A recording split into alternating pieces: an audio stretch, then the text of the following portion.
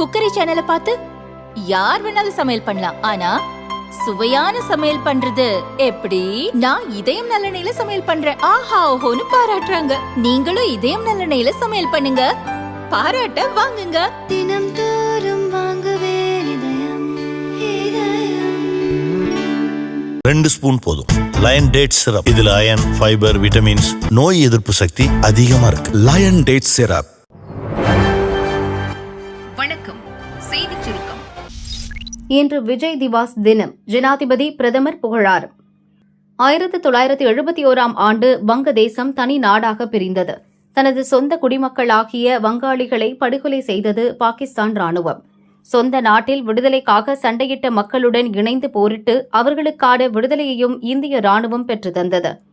இந்த நாள் விஜய் திவாஸ் என ஆண்டுதோறும் கொண்டாடப்பட்டு வருகிறது. இந்த நாளில் போரில் வீர மரணம் அடைந்த ராணுவ வீரர்களுக்கு மரியாதை செலுத்தப்படுகிறது. விஜய் திவாஸை முன்னிட்டு ஜனாதிபதி திரௌபதி முர்மு வெளியிட்ட அறிக்கையில் 1971 போரின் போது அடங்காத துணிச்சலை வெளிப்படுத்தி இந்தியாவுக்கு வெற்றியை தேடித்தந்த நமது வீரர்களுக்கு வீர வணக்கம் செலுத்துகிறேன். ஒரு நன்றியுள்ள தேசம் நமது துணிச்சலான இதயங்களின் இறுதி தியாகத்தை நினைவு கூர்கிறது. அவர்களின் கதைகள் ஒவ்வொரு இந்தியரையும் ஊக்குவிக்கும், தேசிய பெருமைக்கு ஆதாரமாக இருக்கும் என ஜனாதிபதி கூறியுள்ளார். பிரதமர் மோடி வெளியிட்ட அறிக்கையில் 1971 இந்தியாவின் வரலாற்று வெற்றிக்காக தியாகம் செய்த தைரியமிக்க வீரர்களின் தைரியம் மற்றும் தியாகங்களை இந்நாளில் போற்றுவோம். இந்திய வீரர்களின் தன்னலமற்ற அர்ப்பணிப்பு மற்றும் அசைக்க முடியாத உறுதி நமது நாட்டை பாதுகாத்து நமக்கு பெருமை சேர்த்தது. அவர்களின் தியாகங்கள் தலைமுறைகளுக்கு என்றென்றும் ஊக்கமளிக்கும், நமது தேசத்தின் வரலாற்றில் ஆழமாக பதிந்திருக்கும் என மோடி தெரிவித்துள்ளார். ஆரஞ்சு, ஆப்பிள் எது போட்டாலும் செம்பரம்பாக்கம் ஏரி தாங்கும், சொல்கிறார் அமைச்சர் துரைமுருகன். செம்பரம்பாக்கம் ஏரியில் ஆய்வு செய்த பின் நீர்வளத்துறை அமைச்சர் துரைமுருகன் செய்தியாளர்களை சந்தித்தார்.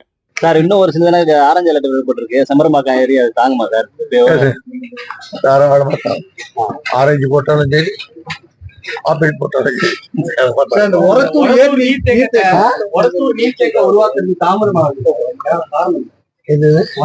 ஏரி ஆரம்பிக்க போறாங்க. லேண்ட் அக்விசிஷன் இருக்கு.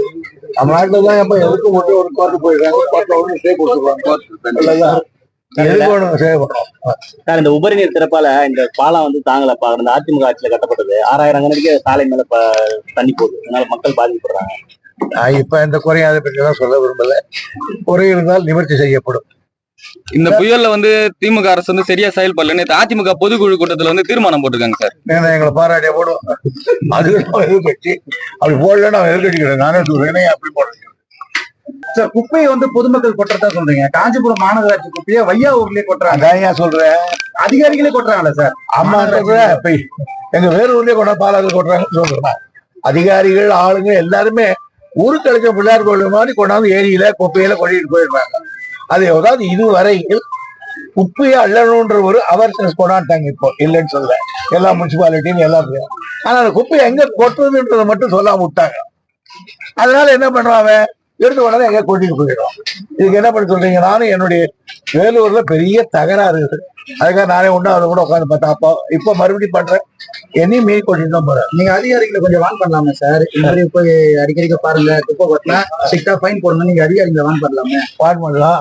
அப்புறம் அவங்க அசோசியேஷன் என்ன செஞ்சு வந்தீங்களா? எல்லா பிரச்சனை இருக்கு. அதாவது இந்த நாட்டுல சொல்ற நான் ஜனநாயகம் இருக்கிறதுனால அதுல அந்த ஒரு எம்எல்ஏ பிடிச்சி வந்தவரு சார் நீங்க வருது இப்பதான் வந்தா அப்படின்வாங்க. அவரை பார்க்கல நான் மோசமான வந்துக்கிறோம். அவனும் இருக்கு. பார்க்க வேண்டியதா இருக்கு. 24 மணி நேரத்தில் அடுத்த ஆட்டம். தமிழகத்துக்கு ஆரஞ்சு எச்சரிக்கை. அந்தமான் அதனை ஒட்டிய வங்கக்கடல் பகுதியில் குறைந்த காற்றழுத்த தாழ்வு பகுதி டிசம்பர் 15 உருவாகும் என இந்திய வானிலை மையம் அறிவித்திருந்தது. ஆனால் வானிலை மையம் கணித்தது போல அன்று குறைந்த காற்றழுத்த தாழ்வு பகுதி உருவாகவில்லை. குறைந்த காற்றழுத்த தாழ்வு பகுதி உருவாவதில் தாமதம் ஏற்பட்டுள்ளது என வானிலை மையம் தெரிவித்துள்ளது. இப்போது நிலவும் வளிமண்டல சுழற்சி அடுத்த 24 மணி நேரத்தில் குறைந்த காற்றழுத்த தாழ்வு பகுதியாக வலுவடையக்கூடும். குறைந்த காற்றழுத்த தாழ்வு பகுதி உருவான பின்னர் ஆழ்ந்த காற்றழுத்த தாழ்வு பகுதியாக வலுவடைய வாய்ப்புள்ளது. ஆழ்ந்த காற்றழுத்த தாழ்வு பகுதி தமிழகம் மற்றும் இலங்கை கடலோர பகுதியை நெருங்கக்கூடும் என வானிலை மையம் கணித்துள்ளது. இதனால் தமிழகத்தில் டிசம்பர் 17, 18 தேதிகளில் ஓரிரு இடங்களில் மிக கனமழைக்கு வாய்ப்பு உள்ளது. 12 முதல் 20 சென்டிமீட்டர் வரை மழை பொழிய வாய்ப்புள்ளதால் 2 நாட்களுக்கு ஆரஞ்சு அலர்ட் விடுக்கப்பட்டுள்ளது. சென்னையை பொறுத்தவரையில் வானம் மேகமூட்டத்துடன் காணப்படும். ஒரு சில இடங்களில் லேசான மழை பெய்ய வாய்ப்புள்ளது. தென் தமிழக கடலோர பகுதிகள், மன்னார் வளைகுடா மற்றும் குமரிக்கடல் பகுதிகளில் மணிக்கு 55 கிலோமீட்டர் வேகம் வரை சூறைக்காற்று வீசக்கூடும். மீனவர்கள் அந்த பகுதிகளுக்கு செல்ல வேண்டாம் என வானிலை மையம் எச்சரித்துள்ளது. கடல் சீற்றத்தால் கவிழ்ந்த படகு, மூழ்கிய 3 மீனவர்கள் கதி என்ன? திருவள்ளூர் மாவட்டம் பழவேற்காடு வைரவன்குப்பத்தைச் சேர்ந்தவர் இளங்கோ மீன்பிடிக்கும் தொழில் செய்கிறார். தனது நண்பர்கள் ஜானகிராமன், சுந்தருடன் படகில் பழவேற்காடு ஏரியில் இருந்து முகத்துவாரம் வழியாக கடலுக்குள் மீன்பிடிக்க கிளம்பினார். முகத்துவாரம் பகுதியில் கடல் சீற்றத்தால் அலைகள் ஆக்ரோஷமாக எழுந்தன. அலைகளை எதிர்கொள்ள முடியாத படகு தடுமாறியது. நீரில் கவிழ்ந்து அலையில் அடித்து செல்லப்பட்டது. முகத்துவார பணிக்காக கொட்டப்பட்டிருந்த கருங்கற்கள் மீது மோதி படகு 2 துண்டாக உடைந்தது. இதில் இளங்கோ, ஜானகிராமன், சுந்தர் ஆகிய 3 பேரும் அதிர்ஷ்டவசமாக உயிர் தப்பினர். படகிலிருந்த வலைகள் நீரில் அடித்து செல்லப்பட்டன. மீன்வளத்துறை அதிகாரிகள், போலீசார் விபத்து நடந்த இடத்தில் ஆய்வு செய்தனர். சம்பவம் குறித்து விசாரிக்கின்றனர். மழை பாதிப்பில்லை என மக்களை ஏமாற்றுவதுதான் திராவிட மாடலா? தூத்துக்குடி மாவட்டத்தில் மழையால் பாதிக்கப்பட்ட பகுதிகளை திமுக எம்பி கனிமொழி பார்வையிட்டார். அரசு முன்னெச்சரிக்கை நடவடிக்கை எடுத்ததால் தூத்துக்குடியில் பாதிப்புகள் இல்லை என கூறினார். இதை பாஜக மூத்த தலைவர் தமிழிசை விமர்சித்துள்ளார். இதுகுறித்து தமிழிசை வெளியிட்ட அறிக்கையில் கூறியிருப்பதாவது: தூத்துக்குடியில் மழையால் பாதிப்பில்லை என தூத்துக்குடி எம்பி கனிமொழி கூறியுள்ளார். ஊடகங்கள் வெளியிடும் செய்திகள் எல்லாம் பொய்யா? நீங்கள் கூறுவது அப்பட்டமான பொய்யா? முழங்கால் அளவு தண்ணீரில் நடந்து கொண்டு மழையால் பாதிப்பு இல்லை என்று மக்களை ஏமாற்றுவதுதான் திராவிட மாடல். மழை வெள்ள பாதிப்பால் மக்களை பரிதவித்துக் கொண்டிருக்கும் போது மழையால் பாதிப்பில்லை என்று கூறுகிறீர்களே, உங்கள் பார்வையில் மழை வெள்ள பாதிப்பின் அளவுகோல் என்ன என தமிழிசை கேள்வி எழுப்பியுள்ளார். இங்கே இருந்த ரோடு எங்க? நிவாரணம் வழங்க வந்த காங்கிரஸ் எம்எல்ஏவுக்கு கேள்வி. பொன்னேரி அருகே ஆண்டார்மடம் பகுதியில் மழை வெள்ளத்தால் பாதிக்கப்பட்ட மக்களுக்கு பொன்னேரி காங்கிரஸ் எம்எல்ஏ துரை சந்திரசேகர் நிவாரணம் வழங்க வந்தார். ஆண்டுதோறும் இதே நிலைதான். சாலை துண்டிக்கப்பட்டுள்ளது. பிரசவ வலி வந்தால் எப்படி செல்வோம் என கர்ப்பிணிகள் கேள்வி எழுப்பினர். அதற்கு எம்எல்ஏ கிண்டலாய் பதிலளித்த சம்பவம் வைரலாகி வருகிறது. இப்போ திடீர்னு எனக்கு பிரசவ வலி வந்ததுன்னா எந்த போட்டோ போய் தேடிச்சு, எந்த வழி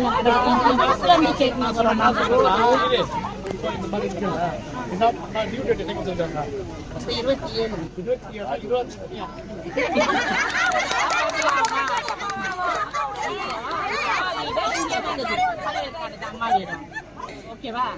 இப்ப கல்யாணம் பண்ணி மீனவர்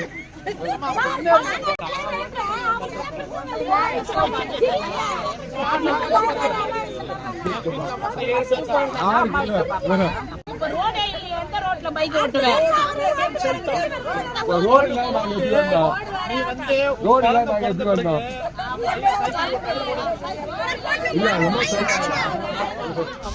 இளையராஜாவுக்கு அவமதிப்பா?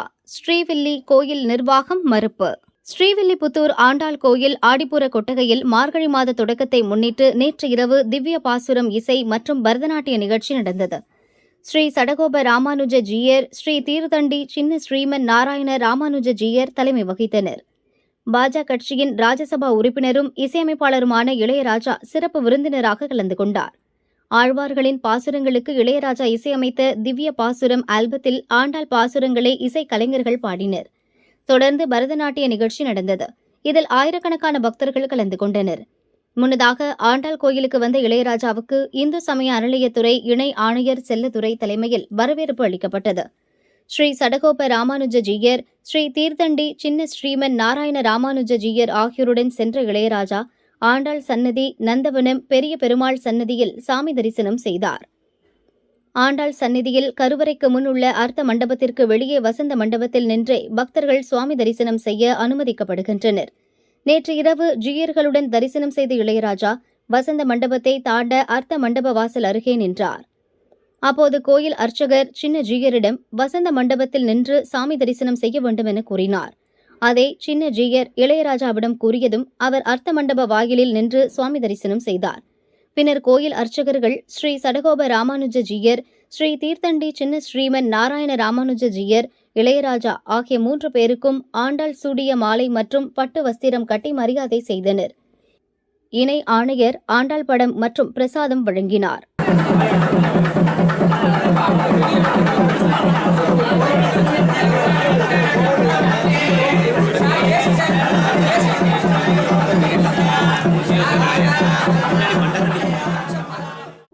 தொடர்ந்து ஆடிப்புற கொட்டகையில் நடந்த திவ்ய பாசுரம் இசை நிகழ்ச்சி மற்றும் பரதநாட்டிய நிகழ்ச்சியை ஜீயர்களுடன் சேர்ந்து இளையராஜா கண்டுகளித்தார்.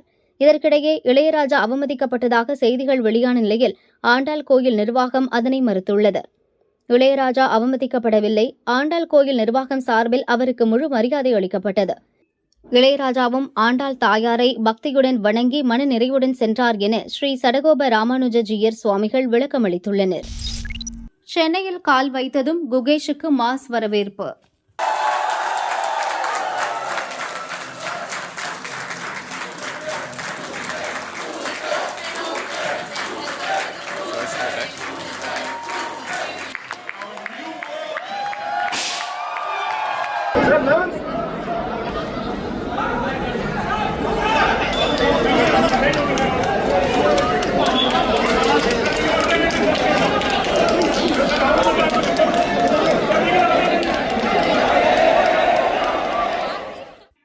சிங்கப்பூரில் நடந்த உலக செஸ் சாம்பியன்ஷிப் போட்டியில் தமிழகத்தைச் சேர்ந்த குகேஷ் நடப்பு சாம்பியனான சீனாவின் டிங் லெரனை வென்றார். விஸ்வநாதன் ஆனந்துக்கு அடுத்து உலக சாம்பியன் பட்டம் வென்ற இரண்டாவது இந்தியர் என்ற பெருமையையும் 18 வயதில் உலக செஸ் சாம்பியனான இளம் வீரர் என்ற சாதனையையும் படைத்தார்.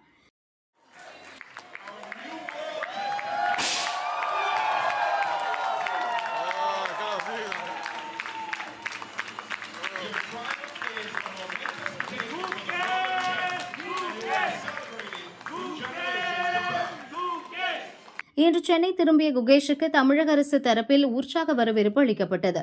சென்னை ஏர்போர்ட்டில் விளையாட்டுத்துறை செயலாளர் அதுல்யா மிஸ்ரா பூங்கொத்து கொடுத்து வரவேற்றார்.